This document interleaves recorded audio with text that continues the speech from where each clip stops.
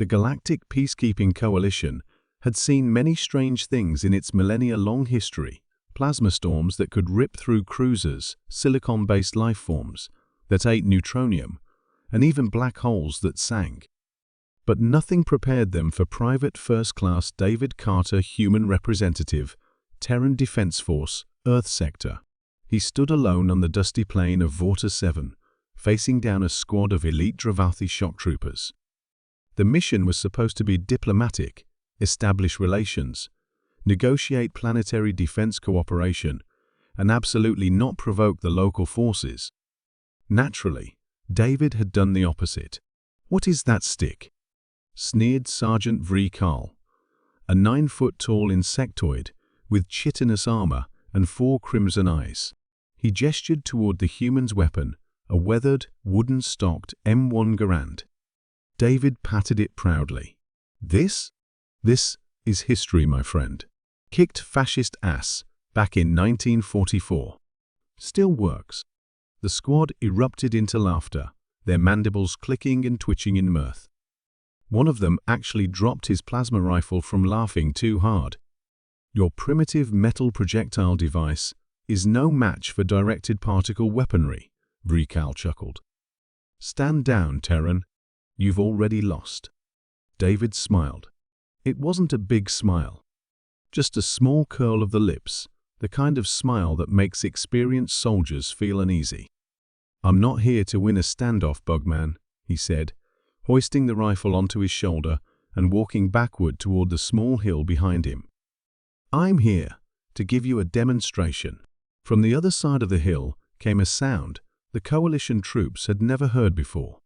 A low, distant whomp, whomp, whomp that rapidly escalated into a mechanical roar. Dust kicked up, the ground vibrated, and a shadow swept over the field as something rose into the air behind David. The Dravathi fell silent, their weapons aimed skyward, unsure if this was some ancient Terran deity descending in vengeance. It wasn't divine. It was worse. A heavily modified AH-64 Apache gunship soared into view, its twin rotors slicing through the Vortan sky like blades through silk. The cockpit was unmanned, remote-controlled by David's AI assistant MIRA, who had patched the 20th century relic into 25th century tech, and mounted on the side, where once sat a standard chain gun, was something older. Meaner. An M134 minigun. 6 rotating barrels of pure terror. The Gatling gun spun up with a shriek that turned the bravado of a dozen elite soldiers into primal fear. David pointed a finger toward a nearby cliffside, and the gun obeyed. The side of the cliff exploded in a haze of shredded stone and pulverized dust. A 2-second burst turned solid rock into powder.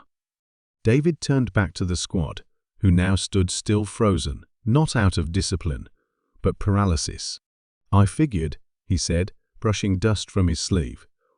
"If you're going to laugh at my old rifle, maybe you should see what else Earth cooked up before we had lasers."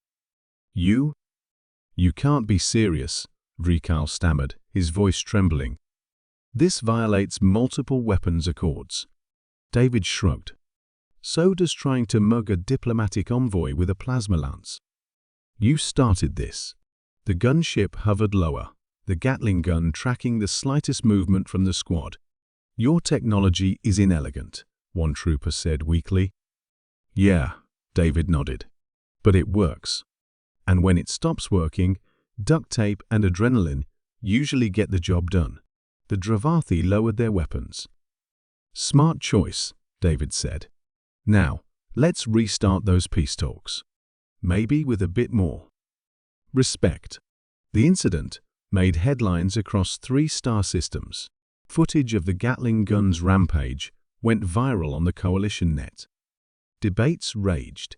Was Earth a rogue barbarian world, or a sleeping giant that shouldn't be provoked? Back on Vorta 7, David sat in the gunship's cockpit, legs up on the dashboard, M1 Garand resting beside him. MIRA's voice chirped from the console. You were supposed to be diplomatic. I was, David replied, grinning. It's just, sometimes, diplomacy needs to be backed up with 6,000 rounds per minute. You know the Coalition Council is going to want a full report. Then let's give them one. Title it, Why You Don't Mock Earth's Antique Weapons. Meanwhile, across the stars, generals and strategists watched the footage with grim expressions. They no longer saw Earth as a quaint backwater civilization. No, Earth had become something else. A wild card. A threat. A question whispered in darkened war rooms and strategic councils. If that's what their old weapons can do, what the hell are they hiding?